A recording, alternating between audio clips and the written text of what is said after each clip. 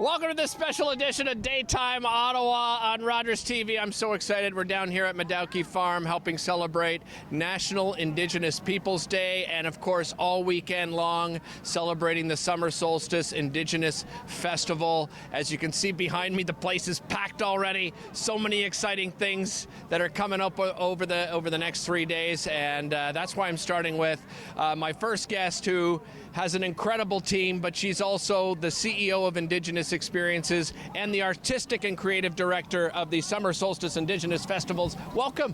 Great to have you here, Trina. Thank you. So happy to have you here. So what do you think so far? I am so excited. I was a little nervous on a Friday afternoon programming, but the people have been coming out. It's not 4,000 degrees, and it's just a beautiful day to celebrate. Absolutely. Let's talk a little bit about the history of Summer Solstice Indigenous Festivals.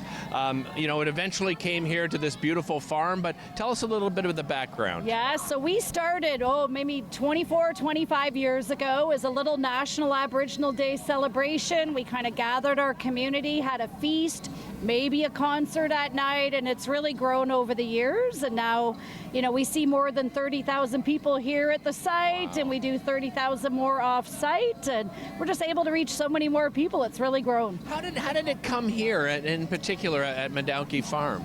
Well, we moved here. So in 2021, we had an opportunity. I had actually acquired 4 Ojibwe spirit horses and kind of called my team and said, we might need a farm. And so we were able to move here, and it really lets us do it year round. So we moved our summer solstice here from Vincent Massey, but it lets us celebrate. We have groups and schools and visitors that can now visit us year round here. You mentioned those beautiful Ojibwe spirit horses. I had a chance just to walk over before we began the show to see them. You've got a couple of new, beautiful foals. For people that aren't aware of how special and unique these horses are, tell them a little bit about it. So I will say my daughters are both longtime equestrians, and we're all Ojibwe, and I had never heard of the horses really until the pandemic. Really? So that was eye-opening to me, and I thought, I'm in Indigenous tourism and the equestrian world, and I don't know their history, so I knew that so many of our community members had been disconnected from it, but they are the only Indigenous-bred horses to Canada, so all other horses were brought over during colonization.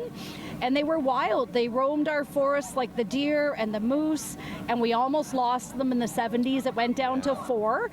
So we're really happy to be part of a network of Ojibwe horse caretakers and share their story of resilience and, our connection to the land. And they just have great story and teachings to share. Do we know, Trina, how many numbers, what the numbers are now? Yeah, so there's somewhere between 180, 200 that are registered. So they're all monitored now through an Ojibwe Horse Society, and they even help us pick. We've kept a little stallion here, so we're starting our breeding. You saw his first 2 little foals on the ground, but they really help us with genetic matches and finding the right horses, and so they kind of monitor all that.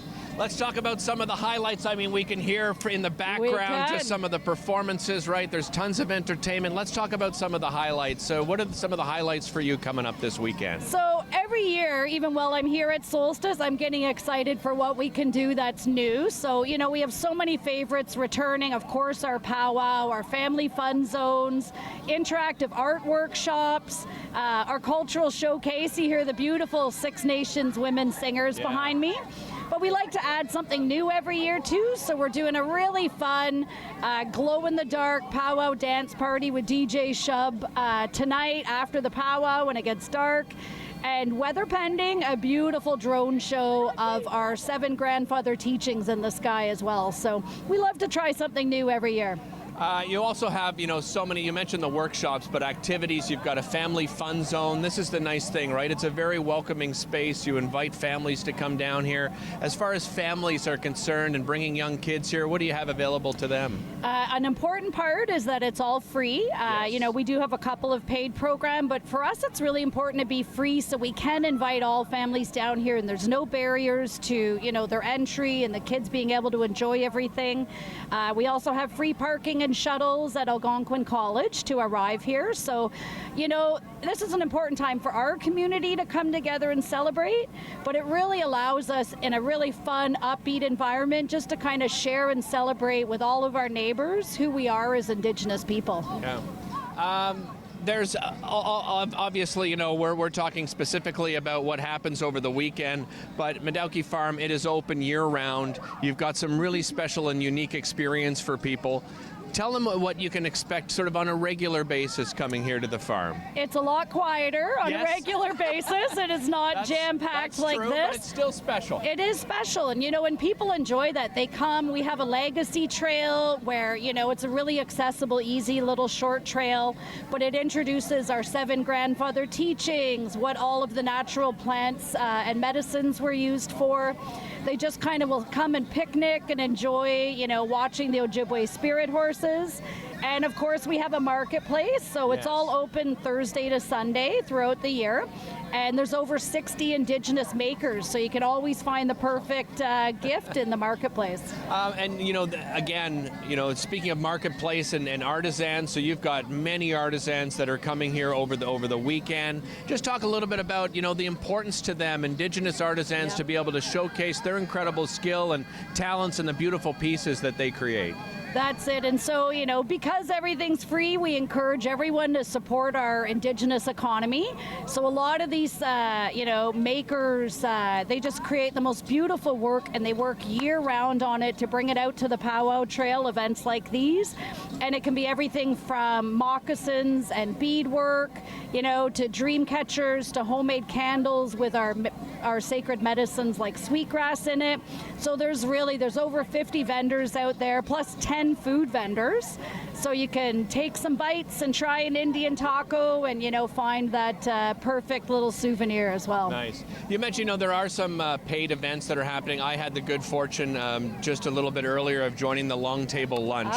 And you've got, Long Table Lunch and dinner. What's the significance traditionally of the Long Table Lunch and dinner? So, it's important to share our food. We're very connected to the land and our culture, and our traditional foods say a lot, but I love the Long Table because, it's about the community and coming together, and, we just put everyone down, and you don't know who you're going to be sitting and sharing a meal with, and I just think it's a really important connection that kind of brings our Indigenous and non-Indigenous community together. Yeah, and it's perfectly said, because I'm interviewing DJ Shub in just a little bit, and he was sitting beside me at the table, so we got to catch up and learn a little bit more about each other, and I met some other wonderful people there as well. And that's the whole idea behind this festival, right? Bringing all the communities together, not just here in the Ottawa region. People come from afar to be here and enjoy and learn, right? Learning and education's a big part of this. It is. It's a fun environment, but we know that they leave with, I think, a much greater understanding of what our Indigenous culture is about, how important it's been to us to maintain it and celebrate it. And I just think it's, a great environment for families to come in and on that path of reconciliation, right? Yeah. Learn about one another. Yeah, agreed. Trina, I know you're extremely busy over the weekend, so I thank you so much for joining me today. Really appreciate it. We're going to be introducing everybody to some other fantastic people that are going to be here all weekend long. We'll be back with more. We are live here at Madahoki Farm. We'll be right back after this.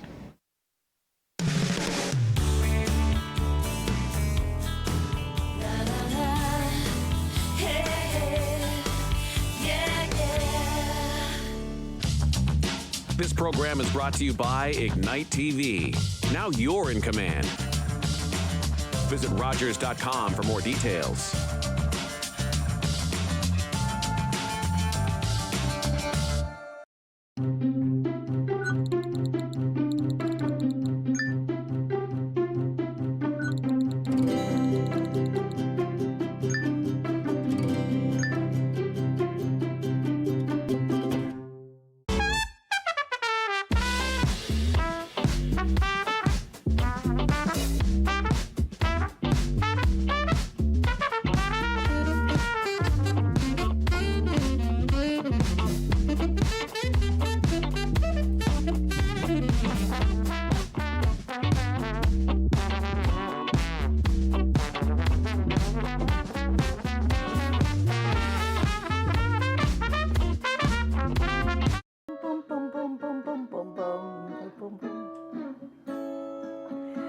20 bucks. 20 bucks. Hi guys, it's Maggie, Mrs. Calabash and Derek. And whoa, we're back. Rogers Television, so please watch us on Rogers Television. We've just done our first show.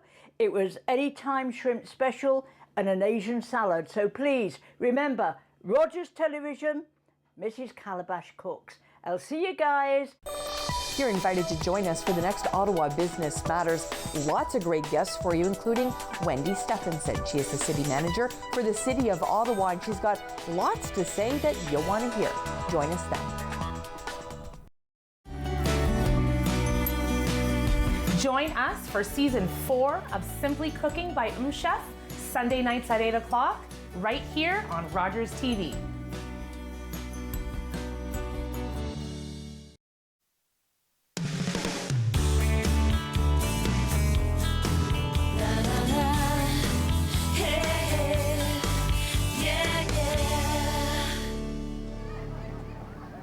Welcome back to this special edition of Daytime Ottawa. We are on location at Madahoki Farms celebrating National Indigenous Peoples Day and, of course, the Summer Solstice Indigenous Festival that goes on here at the farm all weekend long.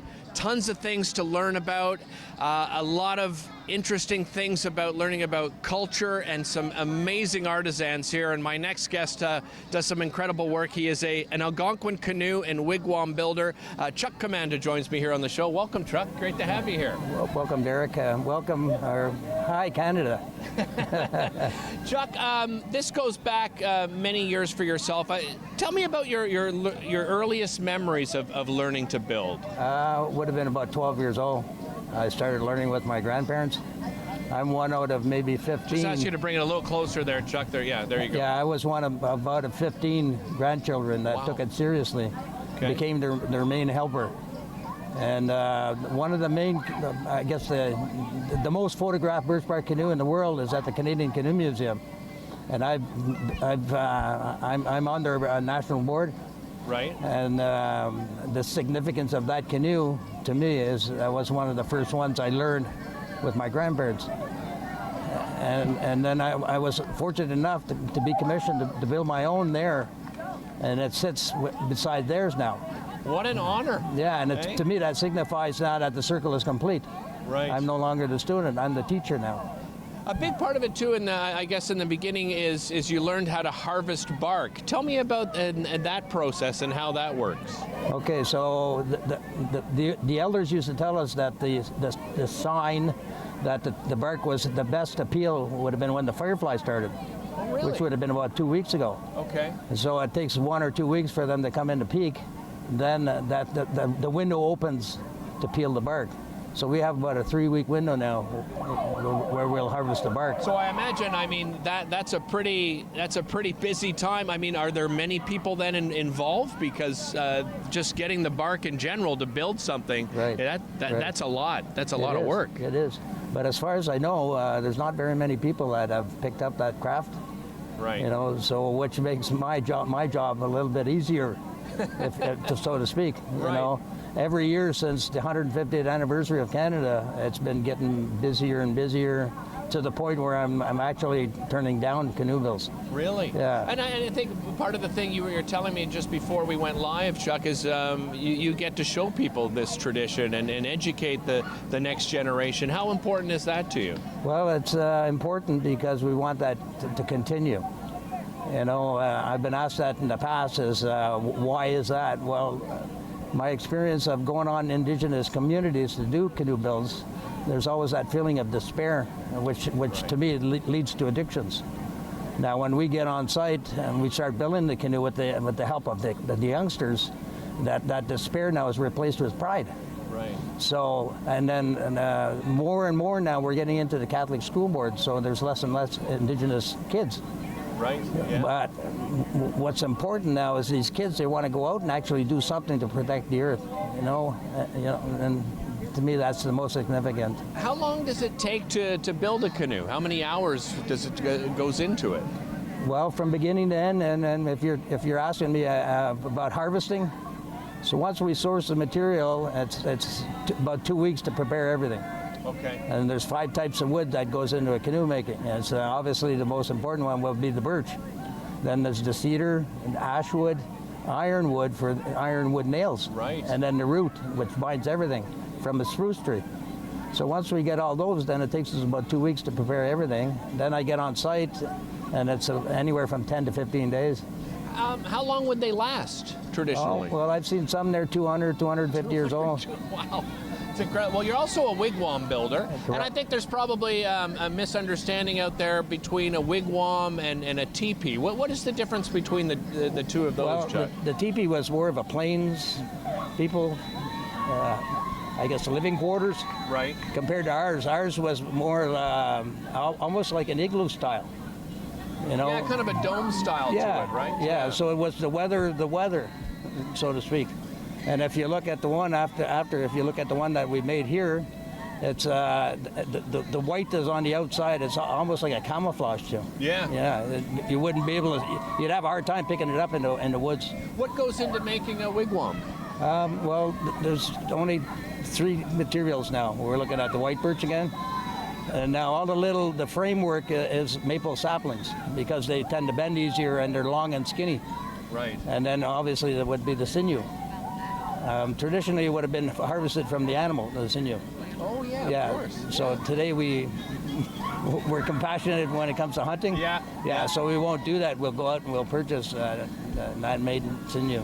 This is your first experience here at Madahoki Farm. What are your thoughts so far? I'm loving it. Yeah. I'm loving it. You know, I'm especially proud that it's National Indigenous Day too. You know.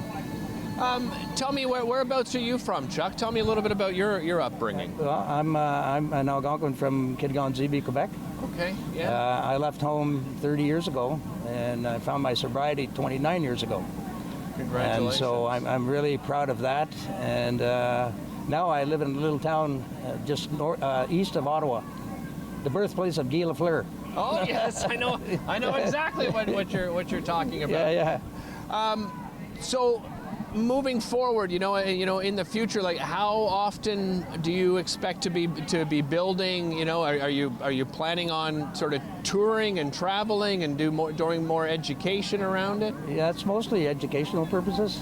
But like already this summer, I'm totally booked from April right till November. Really? And now as time goes on, I have to. They want more and more winter bills, especially the Catholic High School. Right. The Ottawa Catholic High School Board. And so I have to always make sure that I have enough materials to accommodate them. Chuck, will you be here all weekend long? Yes, I will. So people can come and introduce themselves to you and talk a little bit more about the history and, of course, the great skill that you have. Chuck, I really appreciate the time. Thank you so thanks, much Derek. for joining me. And congratulations, you know, having that canoe beside your grandparents at the Peterborough Canoe Museum. I mean, what a special thing for you and your family. If you all get a chance to visit the Canoe Museum, I strongly advise to go. Will do. It gives you a walk down history lane. Absolutely. Yeah. Thank you so much, Chuck. We'll be right back after this.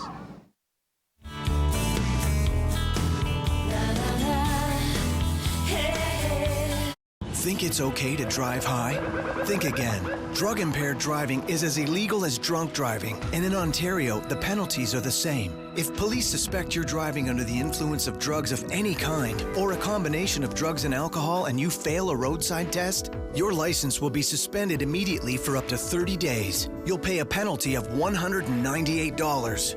And you can be charged with a criminal offense of impaired driving, the same as alcohol. Driving high is never okay. With community news and events, hi, I'm Dave Hilson. Free movie nights are back in Westboro Village this summer. Join for a lineup of throwback favorites under the stars with Capitol Pop-Up Cinema. Friday, July 12th features The Truman Show, and then on August 16th is a favorite of mine, Flight of the Navigator. Next up, Money in 10 question exhibition has launched at the Bank of Canada Museum and will be ongoing. So grab the kids and head down to 30 Bank Street where they can learn the financial ABCs to fun and freeway as there's no admission fee. Lastly, celebrate and support talented Indigenous makers from across Turtle Island. Shop unique wares, hear a keynote speaker, and listen to some live music. All happening June 30th at the Indigenous Outdoor Market at 991 Wellington Street West. For these and other events, or to post your own, please visit the Ottawa billboard at rogerstv.com. Till next time.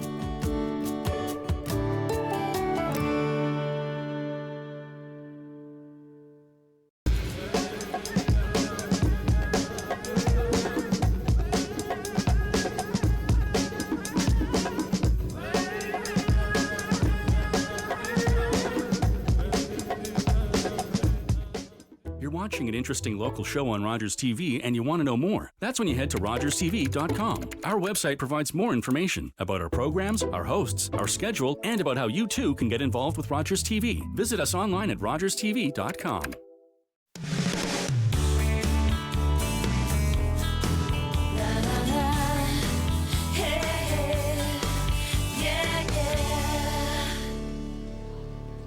Welcome back to Daytime Ottawa, back here on location at Madahoki Farm, of course, celebrating National Indigenous Peoples Day and this wonderful festival, the Summer Solstice Indigenous Festival that happens all weekend long. You're going to see some incredible performances, and one of those performers is a consecutive two-time world champion hoop dancer. I'm joined by Scott Sinquas. Scott, welcome. Great to have you here, and then congratulations are in order. Yeah, great to be here. Thanks, two-time, and I just saw you last night as well at the Wabinos Center's big gala they had, and I was telling you what an incredible performance. What was that experience like for you last night? It's always great working with other dancers, especially being able to share my own style and put it together with other people's styles, and working together and coming out with something great is always a fun thing to do. What was your introduction into dance and hoop performance? So I grew up going to different powwow celebrations with my family. My brother was 4 years old when he told my dad he wanted to hoop dance. I was my bigger brother's shadow, so of course I wanted to learn how to hoop dance too. So 3 and 4, we learned how to hoop dance from a good friend of our father's, Quinton Pipestem, coming from Alberta.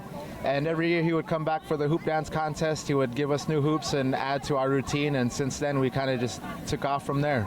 And it's a really great way of storytelling as well. Tell us about that aspect, Scott. So the hoop dance is for different nations. There's many origin stories as to where the hoop dance comes from. For some nations, it's a storytelling dance telling the story of creation and all of the beings of life within creation. What we're taught in the Southwest, it's a healing dance, starting from a healing ceremony that said a little boy would do a hoop dance with one hoop, and every time he passed his body through the hoop, he was adding life onto a sick individual. So we're still trying to share that healing aspect as well. How do you get to the point in hoop dancing where you become a world champion? I mean, obviously you've had to perfect performance. Tell me how that all came to be. Well, I don't know if I can ever say I perfected a hoop dance. Okay. I mean, it still sounds funny to people say, oh yeah, you're a world champion. Like I'm just a hoop dancer with everybody else. Right. We're all here doing the same thing. We're trying to share our own stories, our own unique style. But it's been a great journey to grow up doing this dance. And for a while I took a break, and my brother and I got back into it. Really started practicing, and we handed the title back and forth. I won it in 2020, he won it in 2022, and I won it in 23. Yeah, so luckily our family's been blessed with hoop dancing, and it's taken us all over the world.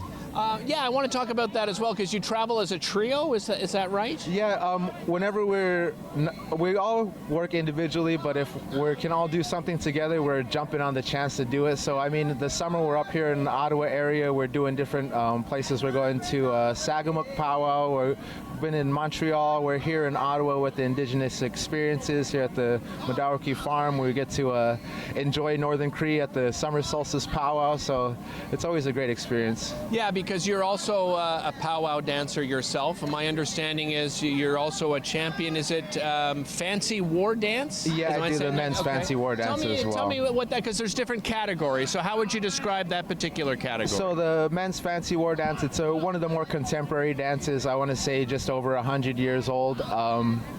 It's based off the men's traditional dance, and the traditional dancer, when he was dancing, he was telling a story throughout his dance. The younger generation wanted a faster, more freestyle form of dancing, so it's a lot more contemporary, more flashy colors, 2 bustles instead of the one, a lot of spinning, a lot of footwork, and it's a lot of excitement.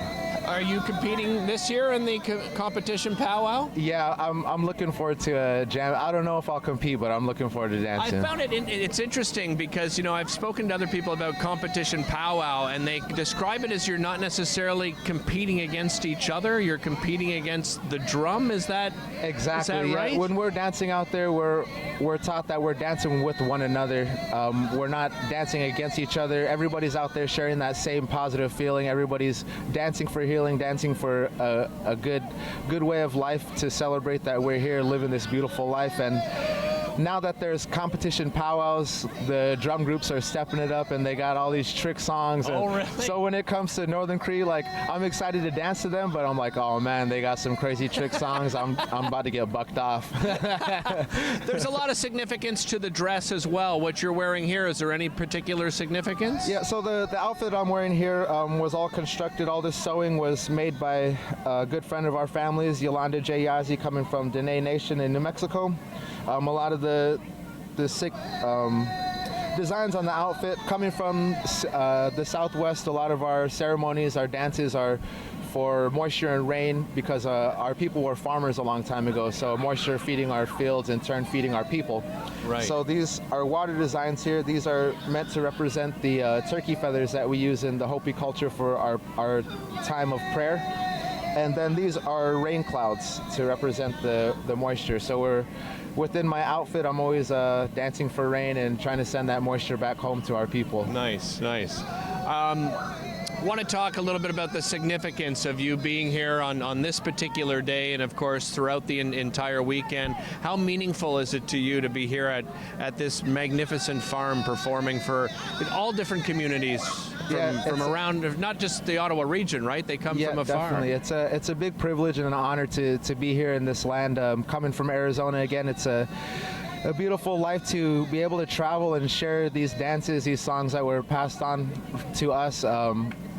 Again, like you mentioned, there's many nations, many people coming from all across Turtle Island, and we're all here to come together and celebrate and share this beautiful life. We're taught that when we're dancing we're not dancing for ourselves, we're dancing for those who can't dance, those that want to dance, most importantly, all of our ancestors. So that's one thing that we're always remembering, and we're dancing together, again, like you said, not against each other, but together with each other. Yeah, and I think one of the nice things, and not the competition powwow, but people in the community will be invited to come up and enjoy and join in on a powwow. That must be pretty special for you. There'll be some intertribal songs. I'm pretty sure they'll have some round dance songs. The crowd will be able to come out. You don't need an outfit. You don't need beaded mocks. You don't need a shawl. Just come out as you are and enjoy some dancing, some singing. Well, Scott, it's been a real pleasure getting to know you and watching your performance last night. I can't wait to see your next performance. So thanks so much for joining me. Really appreciate it.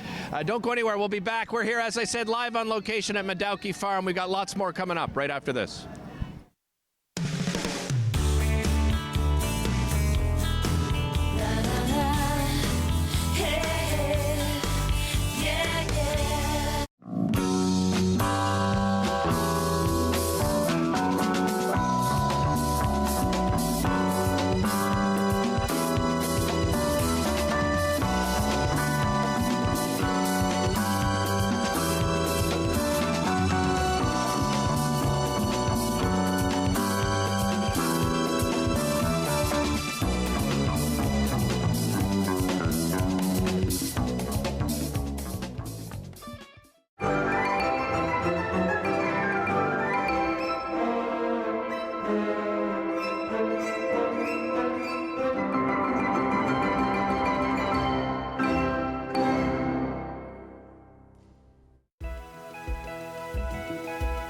I'm Sam LaPratte. I hope you join us for an hour to give right here on Rogers TV. We're going to talk about everything that is going to inspire you about this beautiful city. I did it. I need it. Here, I gave it. And I am alive. As an organ donor, you can save up to 8 lives and enhance the lives of 75 others. Please go to our website. Pledge a gift of life. You'll be glad you did.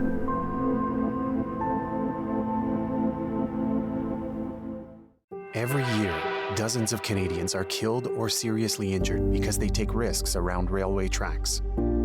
Talk to your loved ones about rail safety. Visit stoptracktragedies.ca.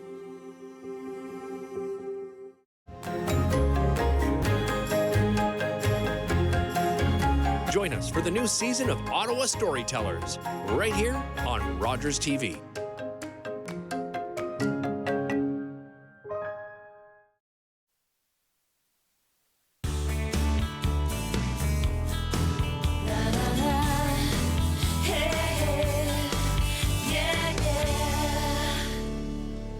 Daytime Ottawa. I am here with singer, songwriter, musician Logan Stotts. Welcome to the show. Great to have you here. Thank you, Derek. Sego, sego, sego. It's good to be here, man. It's good to be here. Let's talk a little bit about your history as a singer, songwriter, musician. When I imagine music has always been a part of your life, but when did you decide that it was what you wanted to do as a career in life, Logan? It was about 15 years ago, you know, and that's really weird to think about. But yeah, like over 15 years, yeah. I started in the bar scene, you know, I think like most musicians do, you know, and then I started the festival circuit, and then I did that whole thing where I was on TV, and now I've been all over the world, you know, all over Turtle Island to share my gifts from Creator. Take me back to the beginnings and music in your life, and how that sort of has inspired you to become, you know, the singer, songwriter, musician you are today. I think my biggest influence is my parents, you know, and my ancestors and my grandparents, and the music they had constantly playing in the house. You know, I was really blessed to just like have really, really amazing music playing in my house, you know, and I think that's where it all starts. That's where, you know, my love for music and my passion for music really started. And, you know. I told you this morning, I'm listening to so many of your songs, and you're in a lot of different genres. You know, there's some rock in there, of course. There's indigenous music. There's folk in there, and I understand you're now looking at a southern country sort of flavor album. Is that right? Yeah, I've been spending a lot of time in the last 4 months out in Nashville, Tennessee, working on the writing process for my new record, you know, and I wanted to do something different and evolve and grow as a musician, and the best way to do that was kind of to jump in with both feet in Nashville, Tennessee, Music City, where the best of the best go, you know, and everybody is so amazing and so talented out there, and it really forces me as a musician, you know, to be running at full speed and to be working my butt off, you know. Any other genres now that you know, the fact that, you know, you're experimenting and looking at some others, any others sort of stand out in your mind that you'd like to tackle next? Genres? Yeah. Yeah, you know, I'm definitely going in a country, Americana kind of direction, you know, but I still want to be emotional and I still want to be soulful, you know, so it's definitely country, Americana, soul. Yeah, and you know, you mentioned your parents and your ancestors, storytelling, of course, a big part of your culture. Is that where the lyrical part of, you know, because your music is very powerful. You even joked to me, oh, you listen to some of my music, you know, you must have been depressed listening, but I wasn't necessarily depressed. I think you're sharing a lot of knowledge and how you feel. Tell us a little bit about your writing process and what inspires you.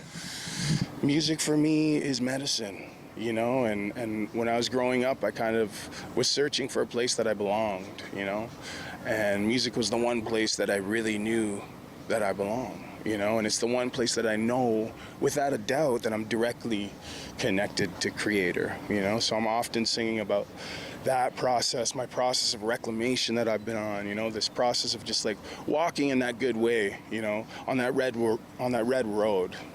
It's been really important to me. And then obviously all the issues we face as Indigenous people, you know, lack of clean drinking water, the theft of our resources from our lands, the theft of our lands. This is all ongoing stuff. Yeah. You know, so it's all embodied in every chord that I play and every note that I sing. You know, it's for First Nations people and my community, my family, and my music. Encouraged at all, Logan, of the fact that there's more attention being paid to truth and reconciliation? I know there's a long way to go, but are you encouraged at all of what you've been hearing, and are you encouraged at what some of the actions you've seen so far?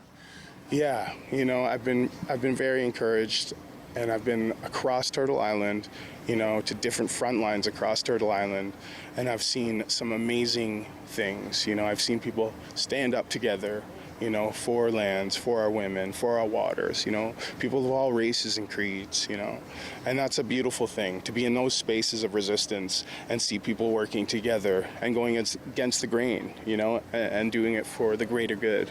You know, that's super inspiring for me. And I hope that I can amplify those stories, you know, and I can continue to be a little part of that spirit of resistance, you know.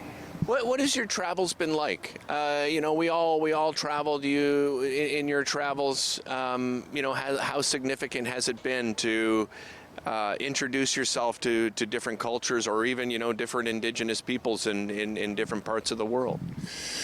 Yeah, you know, I think that's the one thing that's really, really great and really amazing about being a musician and sharing my stories, is the relationships that I get to build with people, you know, and the communities that I get to visit, you know, and all the different teachings that I get to soak up, you know, because they're different across the board, you know. So to visit different communities, you always take a different lesson from each community, you know.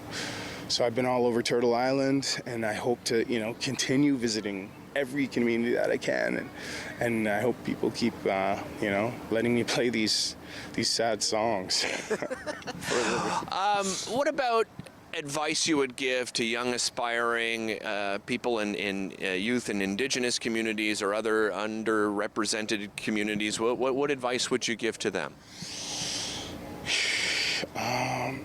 You know, we come up against these walls, you know, as musicians, as artists, you know, and my advice is to just never give up, you know. Pick yourself up, dust yourself off, and break through those walls, because there's always something monumental on the other side. And just remember that we all do have our own personal gift from Creator. You know, I'm a musician. You're a journalist, you know, these guys are video people, and there's TikTok stars. Everyone's got their gift, their unique gift, you know. So now, right now, today, June 21st is the day, you know, to take that gift and direct that energy towards the fight for our lands and the fight for our planet. Because what good is music or Spotify or Instagram or TikTok if our planet is dying, you know? A great note to end this interview on. Thank you so much, Logan, and we are so happy to have you here in this community and performing at this not only special day, but incredibly special weekend. Thank you. Appreciate it. We'll be back with more Daytime right after this. Don't go anywhere.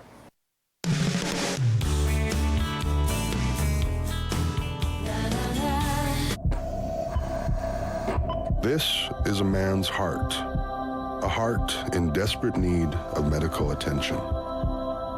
But because 78% of Indigenous people experience racism in healthcare, he may not get the help he needs.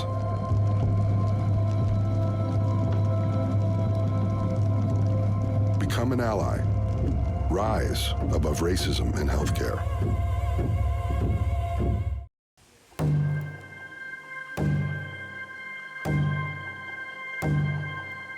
Heartbeat of Mother Earth, I feel you and embrace your warmth. I see you dancing through the trees. Your song floats on the summer breeze. Community, we come together. We are the voice of our ancestors. Thankful for how much you bless us. Feel the thunder in the drum. All our voices sing as one. Feel the power, feel the pride. Feel the drumbeat deep inside. Feel the boom, feel the bass. Let's let go of time and space. It'll make you dance, it'll make you sing. Ode Wegun, Wedok Wishin. The drum will lead you, take you far. Always remember who you are.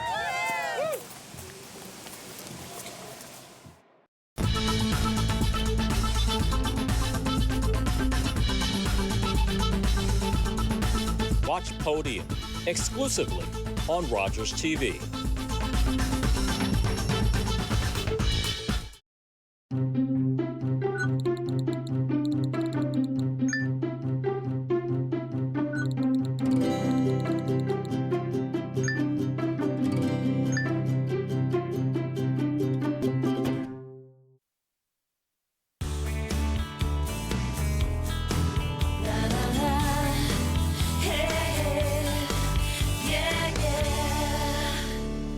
back to this special edition of Daytime Ottawa here on location at Madahoki Farm, and I am joined by just an incredible artist. He's a Juno award-winning artist, DJ and producer, DJ Shub joining me. How are you? I'm good, and yourself? I'm doing great. You're traveling all over the place. You're here tonight, you're heading to BC, but for those of you out there that aren't aware of how incredible this guy is, you get to toot your own horn here, DJ Shub. Let's just talk about the beginning. How did you get into music? What was your influence to get into music? Well, it started at an early, like if you want to go way back, I think it's my parents who would play tons of records for me when I was a little kid. So we had a lot of, my mom was into disco. We had, Michael Jackson, we had Donna Summers playing in the house all the time. And then my father was into like Doobie Brothers and classic rock. And so I had those two mixed. And then like my older brother, who was a DJ, he got me into hip hop. So he kind of got me, in hip hop, interested in hip hop and DJing and all that stuff. So I think that's where it started. That's where everything started, way back then. And then fast forward a couple years, I got a little older, and my brother bought me a set of turntables. And so, yeah, he bought me a setup to DJ, and that's pretty much when I fell in love with DJing.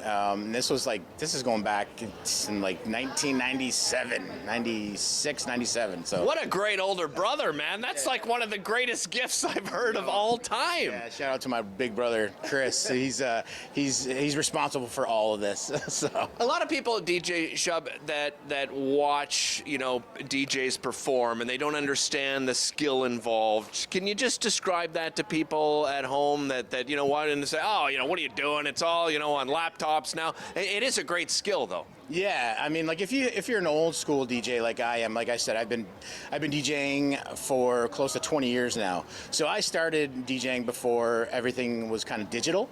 I actually used vinyl and turntables. So I that's when I really started honing in on my my DJing skills was on actual vinyl, and it kind of never went away. So I always was just like a scratch DJ growing up. But yeah, it's just many nights not going out with my friends, staying inside and just practicing.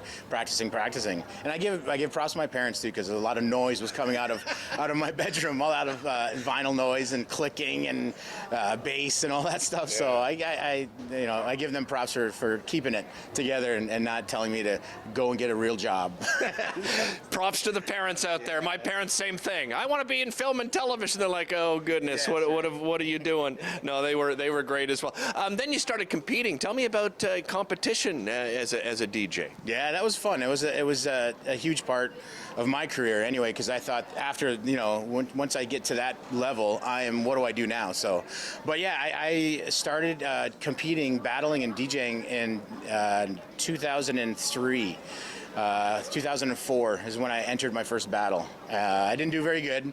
I got, but you have to take those losses, right, to make you better. So I think it wasn't until like the third year in I started winning titles, and it was in 2006 and 2007 when I won the Canadian, the DMCs. So the DMCs is a big worldwide competition for turntablists and hip hop.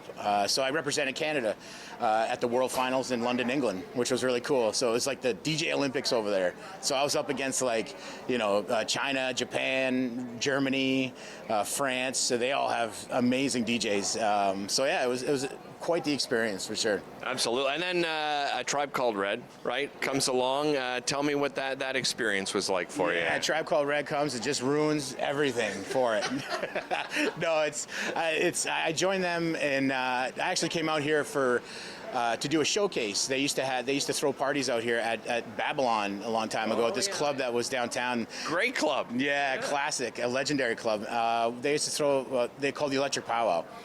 They invited me out because they heard about my battling skills and stuff like that, and I did a showcase, and they saw my skills, and I told them, yeah, I also produce too as well. So I took the idea from the parties they were having, because they were throwing parties and it was nothing but Indigenous people in there, and they were throwing like traditional songs mixed with dubstep and doing all this crazy stuff, and my mind was blown. It was like, wow, this is incredible.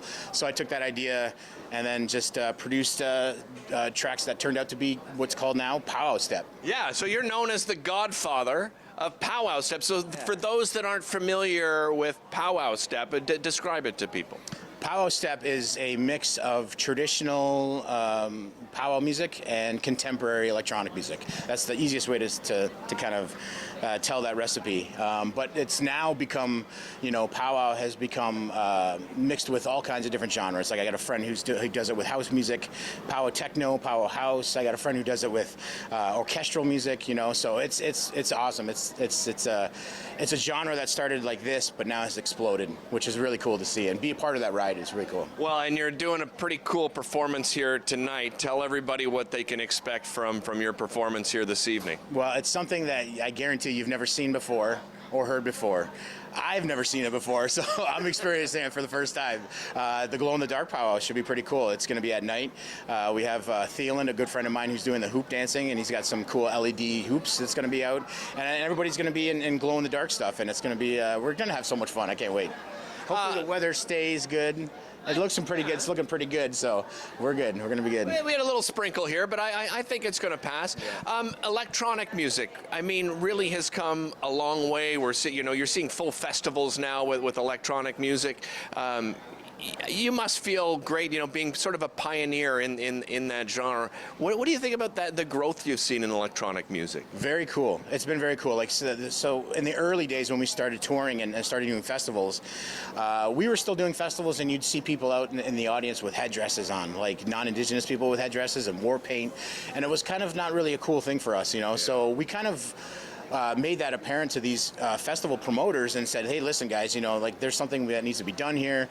There's Indigenous people that don't feel comfortable that are in the audience about that. So I think it really changed the way festivals start planning and how they're curating these festivals now. Now, if you show up to a festival with a headdress on, you're like, You're out. You're not. Yeah. And for good reason. Reason. DJ Shub, really appreciate your time. Thank you so much. I know it's going to be a busy weekend for you, but we're really proud to have you here at the Summer Solstice Indigenous Festival. Have a great time tonight. Yes, thanks, Derek. Have a good one. Take care. Hey, don't go anywhere. Lots more coming up. We are here on location at Madahoki Farm. We'll be right back after this.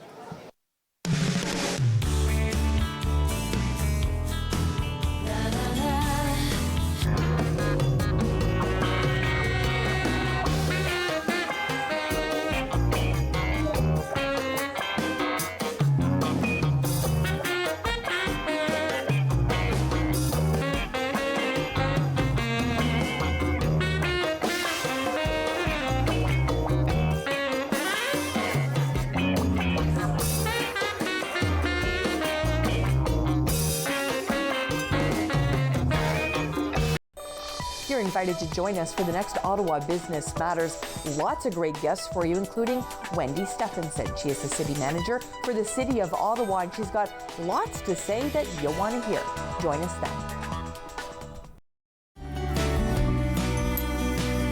Join us for season 4 of Simply Cooking by Chef, Sunday nights at 8 o'clock, right here on Rogers TV.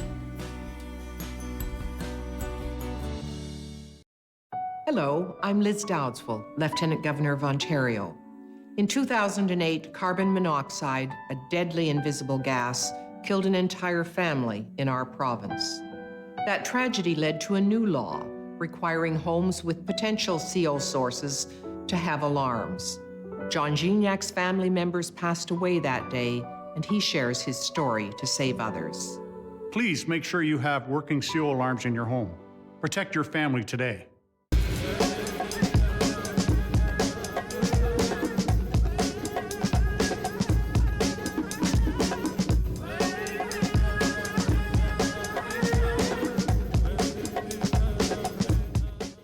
Watching an interesting local show on Rogers TV and you want to know more, that's when you head to rogerstv.com. Our website provides more information about our programs, our hosts, our schedule, and about how you too can get involved with Rogers TV. Visit us online at rogerstv.com.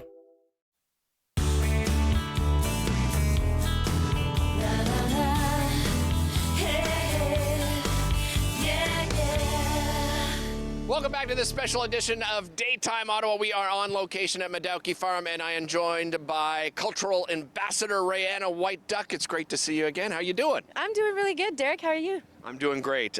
3 incredible days ahead of us, of course. A special day today because it is National Indigenous Peoples Day and the Summer Solstice Indigenous Festival happening here at the farm.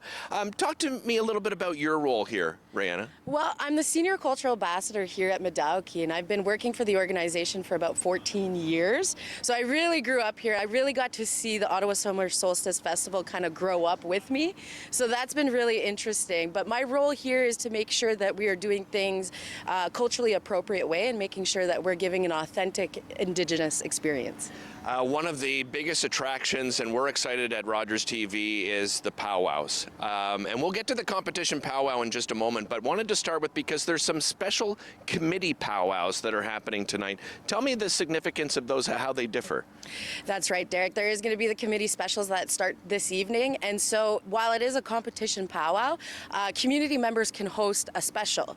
So it's like a lot of the time it's a coming of age rite of passage that they'll do when they enter a new age category. So we have a lot of different specials that are happening hosted by community members. It's more or less a competition that's happening within the competition here. The significance of the powwow, for those that don't understand its purpose and its history, tell us a little bit about that. Well, a lot like our past, it didn't have such a humble beginning in the sense that it comes of a time when the culture was outlawed. So it was made illegal.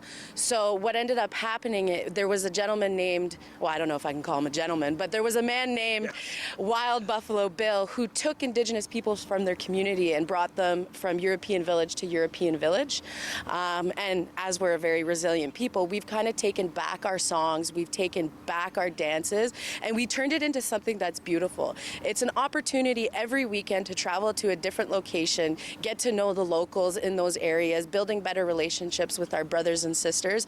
And the huge misconception is everyone thinks it's only for Indigenous people, but it's a coming together of all nations where we can all get to know each other. That is interesting, because I think that is a complete misconception. It's something I've been fortunate enough to learn about. But so during some of these powwows here at the farm that we're going to see over the weekend, are people going to be invited to come and join in? That's right. So there are the competitions that are going to be happening, but we have something that's called an intertribal, which means anybody and everybody comes out and gets an opportunity to do a lap with all the dancers. It's a way of us coming together, and it's almost like prayer and movement.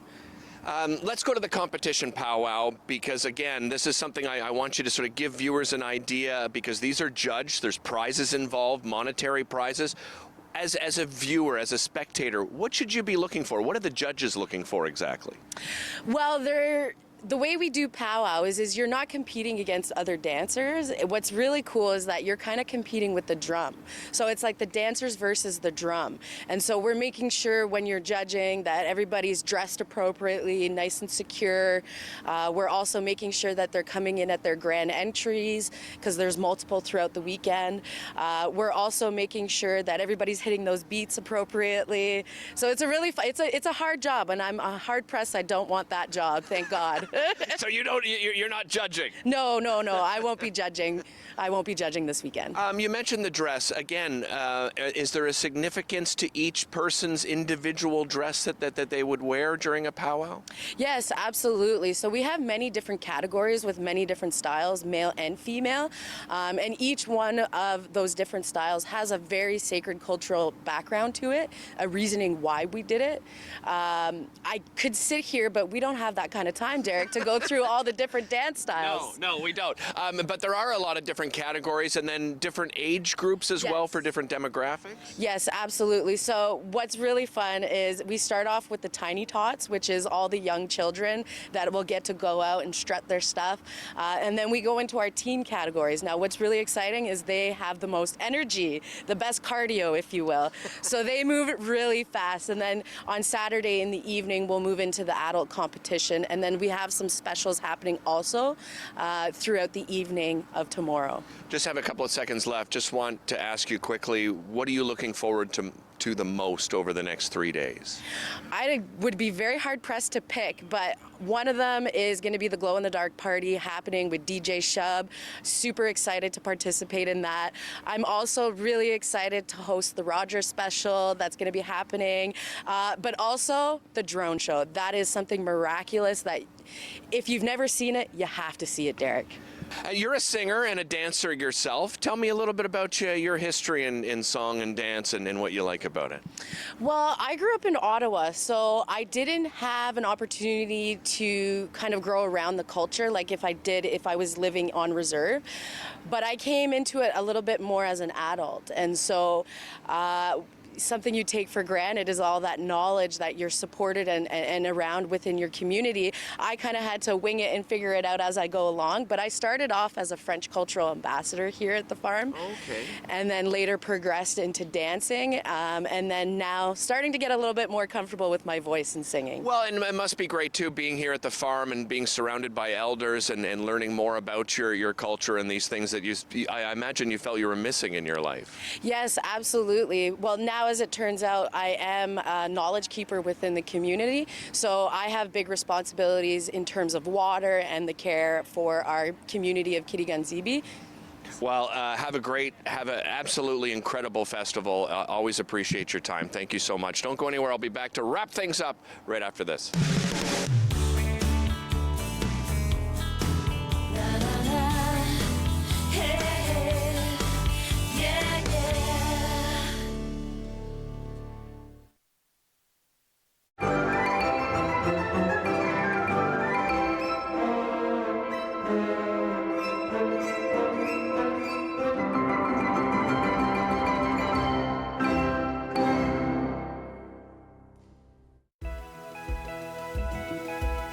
I'm Sam LaPrade. I hope you join us for an hour to give right here on Rogers TV. We're going to talk about everything that is going to inspire you about this beautiful city. Every year, dozens of Canadians are killed or seriously injured because they take risks around railway tracks. Talk to your loved ones about rail safety. Visit stoptracktragedies.ca.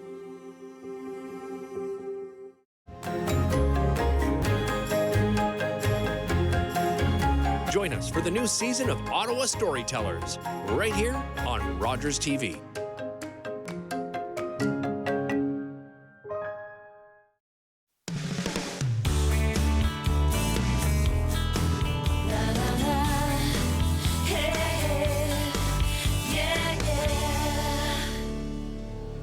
What an incredible day we've had here at Madahoki Farm in honor, of course, of National Indigenous Peoples Day. The Summer Solstice Indigenous Festival happening all weekend long. So many activities going on, including what we just talked about, the competition powwow. We spoke to Rihanna about that. Rihanna White Duck, by the way, is going to be hosting that for us. We are going to be covering it here on Rogers TV.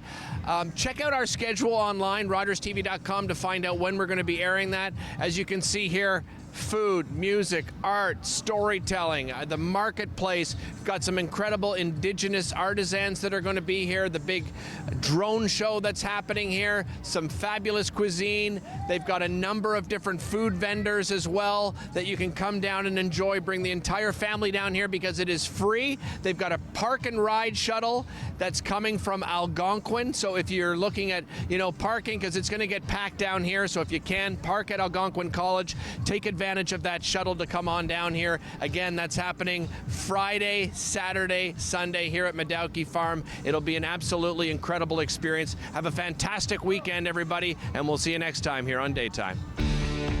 Connect with us by visiting our website or email us at comments@rogerstv.com.